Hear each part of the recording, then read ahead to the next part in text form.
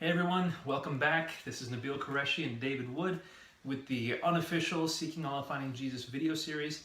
By the way, there is an official Seeking Allah Finding Jesus DVD study and video series, and that is a resource that I would highly suggest you get. It's designed to be studied in small groups. It's, the length of each session is perfect for small group study.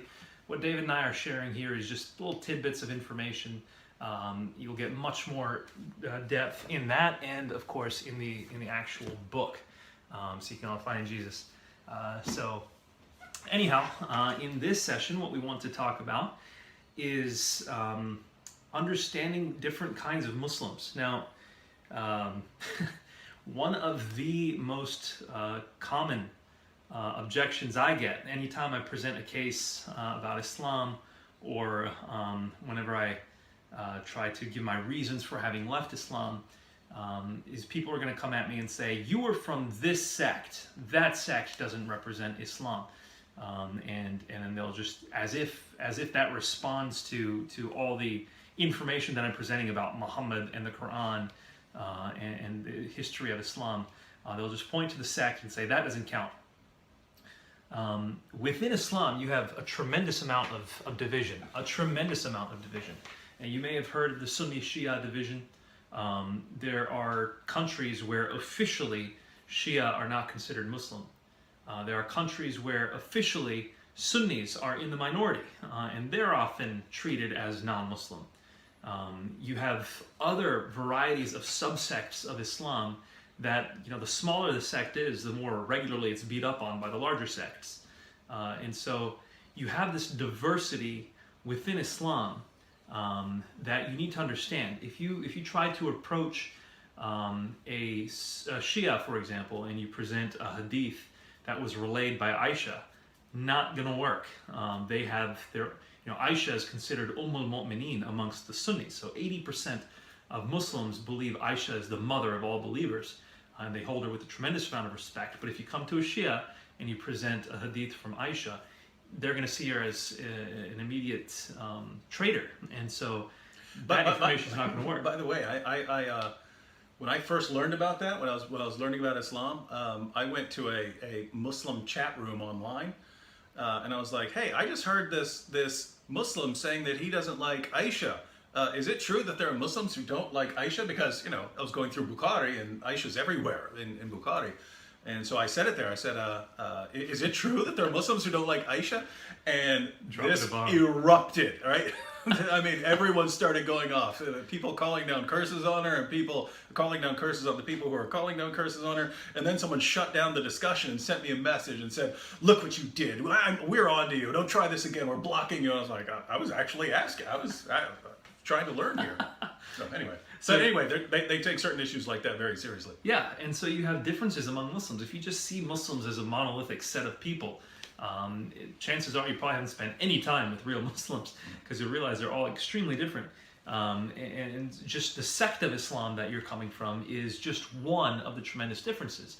And you can have within a sect differences. So for example, myself, I was much more by the books than, say, my sister.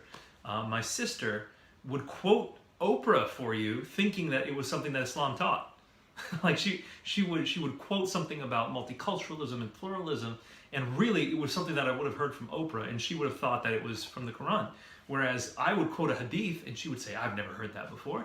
And so we're in the same family, and so you have to. And one other big difference between Muslims would I'd say be the region that they come from. And so if you have Muslims from Saudi, they're going to have a certain background. If you have Muslims from Indonesia, they're going to have a certain cultural similarity to themselves. If you have Muslims from Pakistan, it's going to be very different from Muslims from Bosnia, for example, or Muslims from Morocco. And I would even dare say Muslims in the West now. You have, second generation Muslims who were born and raised in the West. They have their own culture, which is very different from Muslims all over the rest of the world. And so you need to understand the different types of Muslims. Mm-hmm. And so going along with that, that's closer to what you said about you and your sister, is that you can have these individual personality differences. And you can even have personality differences within the same Muslim over time, right? Muslims can change over time. That's what we often hear about, a Muslim being very radical and then becoming peaceful later on, or starting off very peaceful and then shocking everyone when he runs off to join ISIS or something like It's that. heartbreaking to see these parents crying on TV saying, my child was raised peaceful. What happened to them? So people can change. People can be different from one another, and then people can be different from themselves over time. And so, but in the last video, we were talking about if you're trying to decide what approach you want to take with Islam, you need to know about yourself and need to know what your goals are and how you intend on approaching these things. But what we want to talk about now is knowing the Muslims, right? Being aware of the Muslim you're talking to, and this is really on a case-by-case basis. And the reason it's important because you might talk to someone and his name might be Nabil or something like this, and you think, oh, here's a Muslim, but he might be completely secular. He might not care about Islam at all. And he could just really, really not care, or he could genuinely believe, but just not make it a tremendous priority in his life. So similar, I mean, we're aware of Christians like this. You have all kinds of a spectrum of Christians.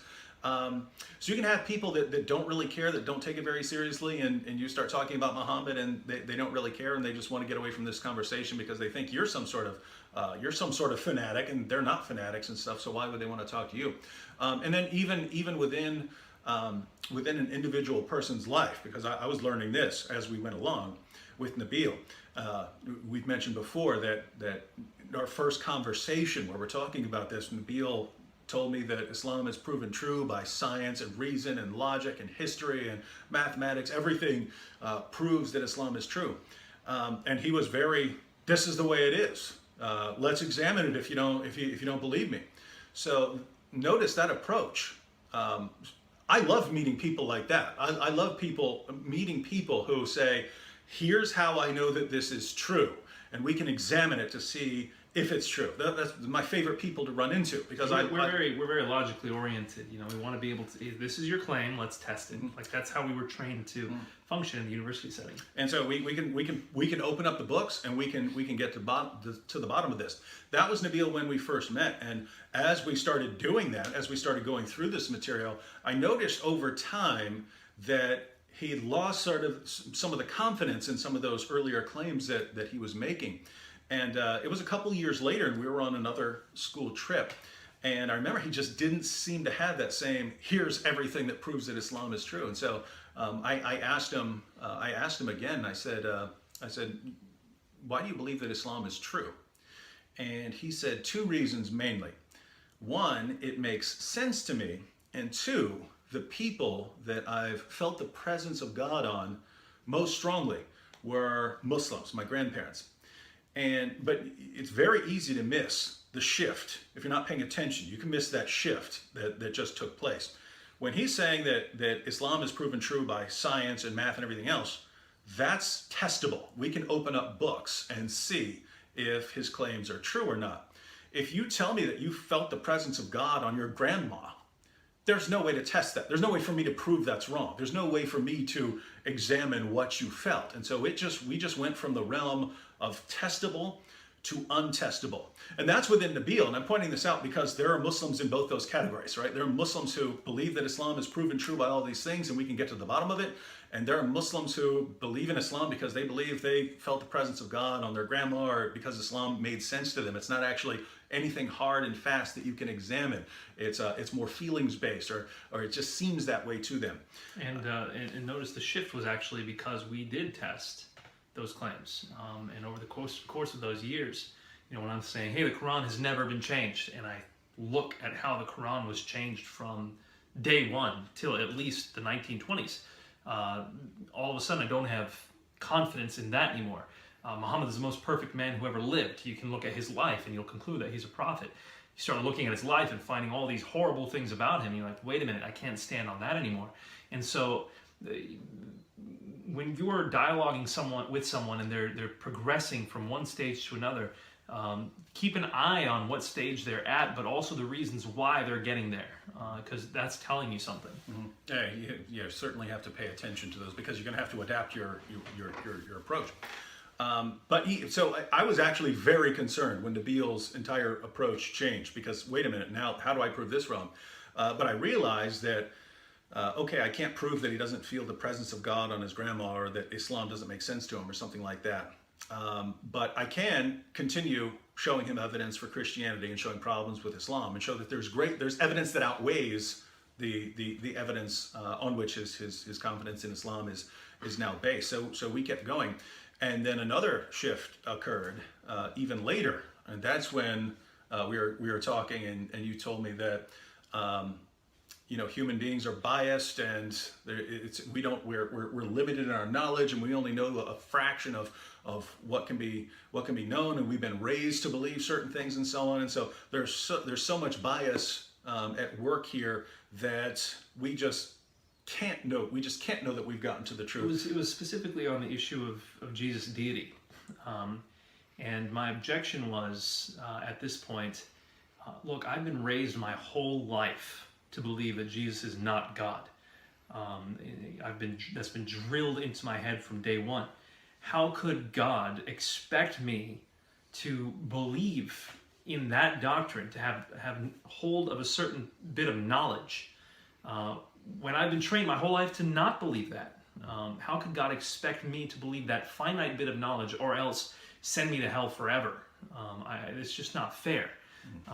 But God is fair, and therefore He wouldn't hold you accountable for that sort of thing. That was your reason. God's not going to condemn me for something. That was my reasoning at the time. It's like, yeah, God can't possibly send me to hell for not believing Jesus is God, given my background and what I've been taught. And so now, if I'm looking at this, now I'm dealing with a person who doesn't even trust his own cognitive faculties to get him to the truth about something like this.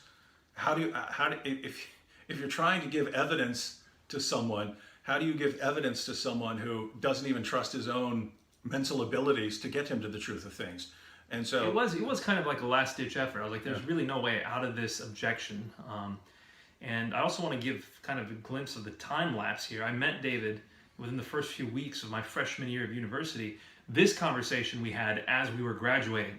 I remember exactly where we were. We were parked in the Constant Convocation Center garage, and we had just received awards. We both received Kaufman honors when we were graduating from our university, and we were having this discussion because I'm about to go to medical school. David's about to do who knows what, and for David, this is where are we now? We've been talking about this for years, and I was trying my absolute best to not have to face the facts. Whereas for me, it's I don't know how many opportunities I'm going to have left, because we're going to be heading in different directions right now. We're not going to be seeing each other all the time anymore.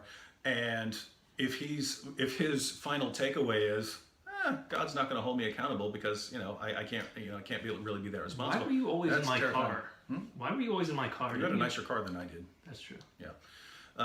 So that was just terrifying. But it's another shift I noticed. But keep in mind, you have these different kinds of stages, even in one individual's life. Think about how many more different types of Muslims out there. But I mean, as far as just broad categories, you have people who care and people who don't care. You have people among those who do care. You have people whose confidence is evidence-based. You have people whose confidence is more feelings-based. You have to be paying attention to the sort of people you're talking to. And there are other issues. Even if you're dealing with someone whose approach is evidence-based, there can be other factors involved, which is another, which I learned from you and I thought was just you, but then I met more Muslims over time. And this is when we watched William Lane Craig versus Jamal Badawi. Oh yeah, that debate. I watched this beforehand, and I saw that Craig absolutely crushed Badawi. And so I really wanted to watch this with Nabil. We would get together and watch debates between Muslims and Christians regularly. And then we would compare them. We'd say who won, and then we'd explain why. We'd go through their points and so on. Sometimes we would watch them. We would play an opening statement, then discuss it, then play the other person's opening statement, discuss it, and then keep going through like that. This debate was between William Lane Craig and Jamal Badawi. And Craig, you can watch this, Craig crushed Badawi. He answered, as far as arguments are concerned, Badawi couldn't answer any of Craig's arguments very well. Craig answered Badawi's arguments very well. And in the end, there was even a part where Badawi got angry and started yelling. Now, this is where the difference comes in. because after the debate was finished, I would have scored that like 95-5, being generous. That's how one-sided I thought the debate was. We finished the debate, and I say, "So, what'd you think about that?" He said, "Well, Badawi clearly won, but I can understand if someone's a Christian, then you side with your guy." So he was saying something along those lines. But I'm thinking, what were you watching? What did you just see on that screen? Because I understand that there are Christians who are just going to side with the Christian debater, no matter, even if the Christian debater got crushed. And there are Muslims who are going to side with the Muslim debater, even if the Muslim debater got crushed. But this is not one of those people. He's a very intelligent guy who's able to follow the arguments, and yet he's concluding that Badawi won. It was another couple years after that to really unpack that, until he finally was breaking everything down to me. Just for instance, when Badawi got angry and started yelling at a point in that debate, most of us who grew up in the West would look at that and say, "You were yelling because you're angry, you're desperate, you're frustrated, you're losing, you're losing, and so you're so angry that you start yelling." Nabil's watching this. He explained later that when he sees Badawi start yelling, he's actually thinking he's yelling because he's so passionate for the truth, because deep down he knows, he's so confident that he has the truth here. And this other guy is blaspheming God by talking about God in this way. And so he's so passionate that he yells something, and the Christian debater is completely calm, because deep down he doesn't even believe this stuff. He doesn't even take it seriously enough to get as passionate as the Muslim debater. So we're interpreting just tone and body language in completely different ways. And that's something I had to pay attention to. But again, at that point, I thought that was just Nabil. Later, after you became a Christian, we started debating. When I would get up and the topic would be whether Muhammad's a prophet, and I would start giving my reasons why I didn't believe Muhammad is a prophet, there would be like nice little old Muslim ladies sitting in the front row, and I really don't want to be mean and hurt their feelings and give them all this mean information about their prophet that they've never heard before. But I had to, because it's a debate, so I have to give my reasons. But I would give them the information very gently and say, "Okay, well, this is my reason why I don't believe in Muhammad," and so on. And I'm just trying to be sort of timid while presenting the information. And they would walk out of there going, the Christian debater is so weak, he clearly lost. I was like, what? What are you talking about? This is airtight information about Muhammad. Anyway, later I would get ticked off, and I would present the exact same argument, but I would present it differently. I would go, "How can you believe in this stuff? This is clear nonsense. I mean, oh my goodness," and giving it that way. And there were people, they would walk out of there, "He's destroying our prophet." And I was like, wait, what were you looking at? You weren't paying attention to the arguments. You were paying more attention to how I was presenting it. And so it occurred to me that you can have different cultures, especially people from different parts of the world, who are paying attention to more than just the arguments. They're paying attention to your tone, to your confidence, to your passion, to things like that. Whereas me, I mean, it doesn't matter. You could be yelling at me, you could slap me in my face. At the end of the day, I'm looking at your argument, and do you have a good argument or a bad argument? I might be mad because of something you've done, but at the end of the day, if you've got the best argument, you've got the best argument. But it's looking at that and realizing, wait a minute, there are Muslims who are paying attention to different things from the way other people would pay attention to them. Have to be aware of those kinds of things, because you have very nice Muslims and you would want to present information very nicely to them. You have other Muslims who actually respect you more if you're more direct, confrontational. This is the truth. You're passionate. You're fearless. You're ready to die if necessary, if threatened, and so on. There are Muslims who are looking at that and saying, "Wow, this person is so confident that I need to listen to what this person is saying." My background was a bit of a bridge because I was raised in the West. I'd gone through Western education systems, Western university, etc. But my parents, particularly my mother, was very Eastern in her worldview, in her perspective. And I inherited a lot of that. And so the way I saw the world was heavily colored by an Eastern perspective, though I was raised in the West. And so I would be analyzing a lot of the argumentation through an Eastern lens, but with, some of the Western critical thinking skills. And so that was me, and David had to get acclimatized to that. I didn't understand him. I was like, how in the world could you have seen that debate with William Lane Craig and thought that Craig won when Craig was talking about something that was completely irrelevant. If Craig was focused on the issue of love, and as a Muslim, to me, that focusing the debate on the issue of love was more or less irrelevant. It's very relevant if you're a Christian, of course, but as a Muslim, why is he spending all his time talking about this? It's like he's being irrelevant, he's being passive, he doesn't care, and he's clearly not engaging with Badawi's passion. I was like, how could you have seen this? So I had to understand his perspective, the cold, calculating Westerner kind of perspective. That's the stereotype, and that was kind of more or less true. And again, going back to the second video in this series, relationships are what bridge the gap here. If I didn't know David and I saw him react that way, I'd think, oh, this guy's just a crazy Christian, and I'd walk out. But I know him, and so how do I reconcile the fact that my good buddy saw this debate and saw, a generous scoring as 95-5 in favor of the Christian? How do you do that? So that was my perspective. But you're going to have Muslims who are raised in the West, who have a very Western perspective, who see things as Westerners do. And you'd approach them differently. I would say my sister fell closer to that category. Most of my Muslim friends, I would say, fell closer to that category. By the way, I was one out of very, very few Muslims I knew in my community who would spend time praying 5 times a day, who would spend time memorizing chapters of the Quran in Arabic, who would spend time going through the hadith to learn what they say, to read the seerah in my free time.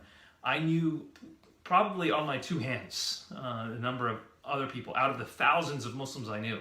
Probably on my 2 hands I could count other Muslims my age who were doing the same thing, who had the same level of devotion. And so the vast majority of people you'd meet were just simply not as devout, and that would be a result of probably their Western upbringing. Their parents probably came to the West, tried to assimilate to the West. My mom didn't try to assimilate much at all. My mom, when we were growing up, we spoke the language that my parents spoke growing up, Urdu. We spoke that in the house, even though we were growing up in America and for a few years in Scotland. My mom didn't try to assimilate at all, and so my perspective of the world was different from those Muslims in our Islamic community who were raised in the West by parents who did try to assimilate to the West. And so these differences are going to play out in your relationship, and you just need to be able to understand who it is that you're loving, who is the Muslim that you're sharing with, and meeting them where they are. Yeah. So continuing along the lines of what's the best approach here or there. That depends on what sort of person you are, but it also depends on the Muslim you're talking to. Just if we're talking about the different personality types and so on, like there are lots of Christians who think I'm way too aggressive because I'm talking about the most sensitive topics. I know that there are Muslims who are watching this going, oh my goodness, he's giving us all this horrible information about our prophet. I know that, but I'm interested in talking to Muslims who are really serious about these sorts of things and who can take. If you're a Muslim and you don't want to have that kind of conversation, you start talking to me. Okay, well, I'll listen to someone else. And one of the reasons I've gone in this direction is because there are lots of Christians who will preach the gospel. There are lots of loving Christians out there who share the gospel with Muslims, but there are different kinds of Muslims who don't care how nice you are. They don't care how loving you are. They don't care how sweet you are to them. If they are going to reject Islam, you really have to put it right in their face on why they're following a false prophet. But even along these lines, there are different ways of presenting even sensitive information. If we're talking about to pick a very sensitive issue in dealing with, so lots of Muslims, can get upset if you bring up Muhammad and Aisha, that Muhammad had a child bride who was 9 years old when they consummated the marriage. If you're talking to a more aggressive Muslim, you might say, your prophet had sex with a 9-year-old girl. How do you explain that? You don't want to say that to a nice Muslim that you're trying to have a conversation with. But even in that case, you can present the same kind of information, but knowing the person you're dealing with, you would present the same information differently. And again, this isn't something you would present in your first encounter or something like this, but it might be something that you might want to share if they believe that Muhammad is the greatest example for mankind and so on. You might want to share information over time. that they haven't had to, that information has not been presented to them. And the way you would do that is, instead of saying, hey, your prophet did this or that, you say, hey, I was reading this article online about Muhammad and so on, and I was wondering what's your perspective on that. I mean, could you read this, look at the sources, maybe talk it over with your imam to get his perspective, and could you get back to me next week and tell me what you think about this? Because I would like to know what you think about this, and just not so that I'm reading what some critic of Islam wrote, but actually getting your feedback. And now you're not attacking, you're not blasting someone, you're not making fun of someone.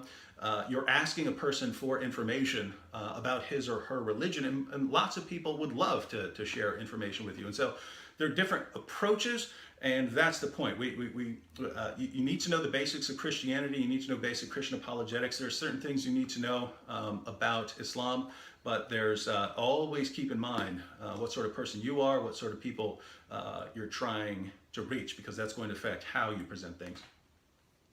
Anything else to cover on this topic? No, that's good. Yeah, so one quick tidbit of advice. If you're engaging with a Muslim and you're like, how do I even start? Like, how do I know? This is someone I'm just meeting. How am I supposed to even gauge where this person is? Is he devout? Is he not devout? How does he see the world, etc.? I would say the most practical and immediate way you can figure it out is listen to their accent. If they are, don't take a look at their body, their skin, their name, all that stuff. They could be born and raised in the West. They could be, watching Game of Thrones, with their free time. That's the kind of, cultural background they have. Exactly what the rest of us have, with a very Muslim name, very Muslim looking, body type. What would you call it? Race, ethnicity. That's not going to get you anywhere. But whereas the accent often will. It will tell you if someone has been born and raised in the West or not. So do they have a British accent? Well, then they're a Westerner. Do they have an American accent? Treat them as a Westerner. Do they have a Moroccan accent? Well, now approach them understanding that they're probably seeing the world through an Eastern perspective. Probably. You still can't be 100% certain on any of this, but it's a good place to start, or if you need to make a snap judgment. Yeah, and after that, the next step would be just asking some questions, right? I mean, most Muslims would love to answer the question, regardless of what kind of Muslim they are. Would love to answer the question. If you say, "Hey, I've heard some things about Muslims on the media and stuff like this, and on the internet. I just wonder, could you tell me what you as a Muslim believe?" And if you start hearing, Islam is proven true by facts and reason and evidence and logic, Muhammad is clearly a prophet, and Christianity is false, and Jesus, you know what kind of Muslim you're dealing with, right? And you have an idea of what kind of approach to take. If you're saying, if the person says, yes, I'm a Muslim, but to each his own, we all have it's all different paths to God, that just also told you something about what kind of Muslim you're dealing with. So just in the course of asking a few questions, you can know what sort of Muslim you're dealing with, and that will inform your approach. Great. So thanks for watching. We're going to now move on to some of the more informative aspects of the investigation between Islam and Christianity. There's a lot of evidence to consider here.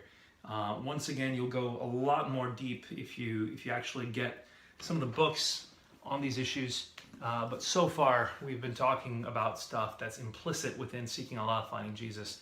So I hope this book will help you, or the official DVD series that goes with it. Thanks for watching this unofficial video series. Thanks.